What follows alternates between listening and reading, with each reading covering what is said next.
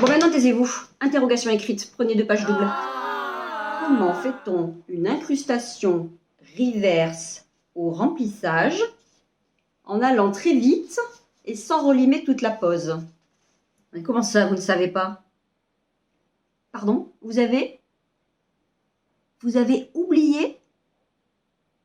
Alors là, vous allez me prendre bien des notes dans vos cahiers parce que c'est la dernière fois que j'explique.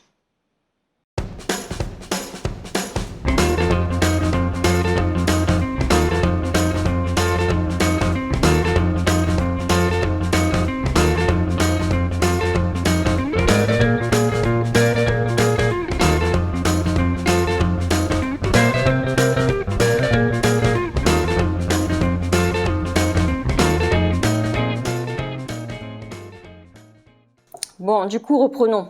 Après avoir désinfecté les mains de votre cliente, il faut repousser les cuticules avec soit un bâton de buis, soit un repousse cuticule métallique qui a été préalablement bien désinfecté.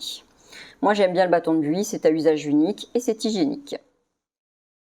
Le secret de cette technique, c'est bien sûr d'avoir des embouts spécifiques à la French, des embouts French, qui ont un plateau complètement plat et des rebords très très aiguisés, qui vont permettre de creuser en fait le sourire de la French, creuser une sorte de tranchée, comme on voit là sur les diapositives. Vous choisissez l'embout selon la taille de la French que vous voulez faire, et ensuite on creuse directement sans même avoir retiré la finition. Donc là, vous dessinez le futur sourire, la future incrustation de votre reverse, c'est-à-dire qu'on va délimiter le rallongement de plaque et l'incrustation. Donc, je commence par taillader grossièrement cette tranchée. Ça donne à peu près ça, vous voyez. On a déjà la future tranchée et que l'on peaufine à la lime, bien sûr. Donc avec une lime, de préférence fine. Là, j'en avais pas. Avec un embout embris pour aller très vite, je m'occupe de retirer la brillance de la finition et de légèrement en fait retirer la repousse. Donc j'affine tout ça, mais en gardant quand même un bon 50% du gel. Avec un embout cuticule, ici le Cuticule Master, je m'occupe maintenant des cuticules, c'est le moment. Donc je relève bien mes cuticules rampantes. On soulève, vous voyez, oh là, la jupe est levée. Et avec un autre embout spécifique au cuticule, donc là il s'appelle le cuticule ball en l'occurrence, je retire les peaux mortes qui ont été soulevées grâce au premier embout. C'est très satisfaisant à regarder, n'est-ce pas? Quand mes cuticules sont prêtes, on peut enchaîner.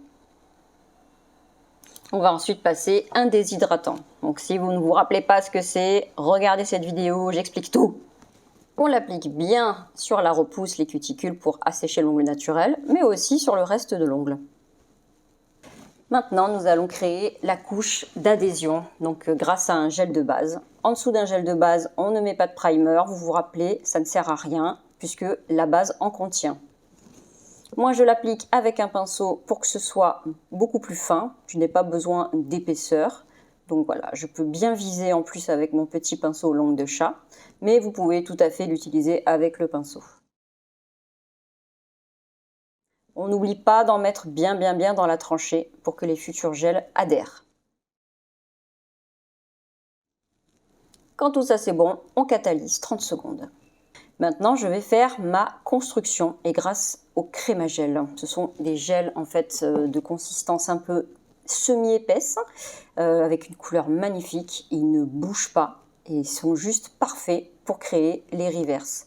Première chose à faire, c'est de le dégrader en fait sur la repousse. C'est surtout au niveau de la repousse qu'on a besoin de combler, de remplir. C'est pour ça que ça s'appelle un remplissage, n'est-ce pas? Donc là, moi, je vais l'appliquer surtout à la repousse et je vais essayer de ne pas déborder de ma tranchée, du sillon que nous avons créé à la lime et à l'embout. J'ai surtout pas besoin d'en mettre en fait au niveau de ma reverse, au rallongement de plaque, parce que j'ai laissé la matière. Je n'ai pas besoin d'en remettre. C'est surtout au niveau des cuticules qu'il faut remplir et replacer un apex. Quand ça c'est bon, que vous avez bien fait votre construction, vous catalysez. Voilà ce que ça donne. On a notre rallongement de plaque qui est tout beau, tout magnifique. On passe ensuite à l'intérieur, c'est-à-dire l'incrustation. Là, vous prenez n'importe quelle couleur, enfin, vous remplissez avec ce que vous voulez. C'est une incrustation, c'est de l'art, on fait ce qu'on veut. Là, moi, j'ai utilisé les tube art. Ce sont des gel paint en tube hyper pigmentés. Je fais tout avec. Donc là, j'ai utilisé un rose et je vais maintenant utiliser le noir. Personnellement, j'aime beaucoup marquer en fait le contour du sourire avec du plus foncé. Donc là, j'applique du noir que je vais ensuite dégrader très rapidement parce qu'il va y avoir des paillettes dessus. Hein. Donc c'est pas un dégradé parfait. Et quand c'est bon, on catalyse. J'utilise maintenant un gel no file, donc un gel sans limage. C'est une construction mais très fluide et sans limage. C'est pour aller très vite. Là, pour l'instant, je l'utilise juste en couche fine. Elle va juste me servir de couche pour coller les paillettes. Elles sont trop belles. Donc là, vous prenez les paillettes de votre choix que vous appliquez sur la couche collante. C'est bien parce que celles-ci, elles sont un peu transparentes. Elles vont laisser voir le dégradé en dessous, la couleur du dégradé. On catalyse. Et là, avec ce fameux gel sans limage, je vais juste remplir l'espace, remplir ce fameux trou, cette tranchée qu'on avait créée depuis le départ. Ce qui est bien avec ce gel, c'est qu'il y a très peu de limage. Hein. On l'applique, il se lisse tout seul. Mais il faut aller vite, sinon les gels sans limage, ça dégouline. Dès qu'il est bien placé, que ça me convient, on catalyse. On dégraisse, voilà notre ongle.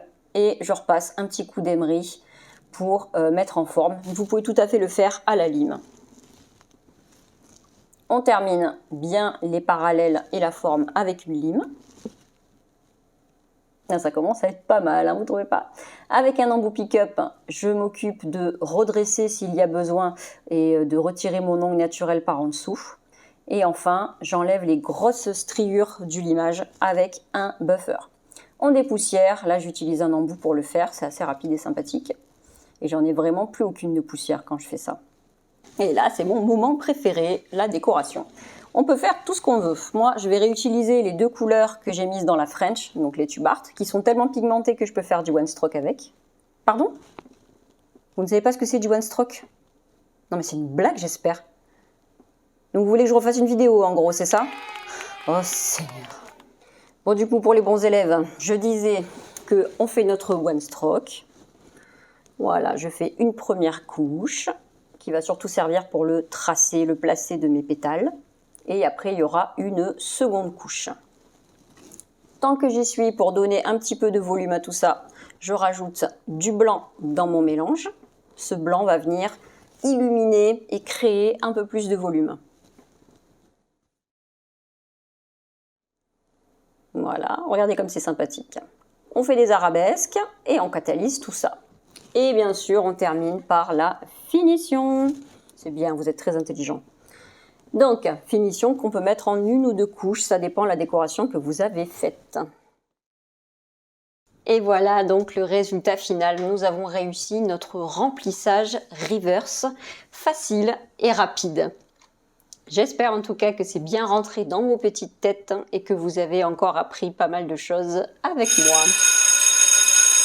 Sur ce, je vous fais des énormes bisous à tous et je vous dis à une prochaine vidéo pour les nuls.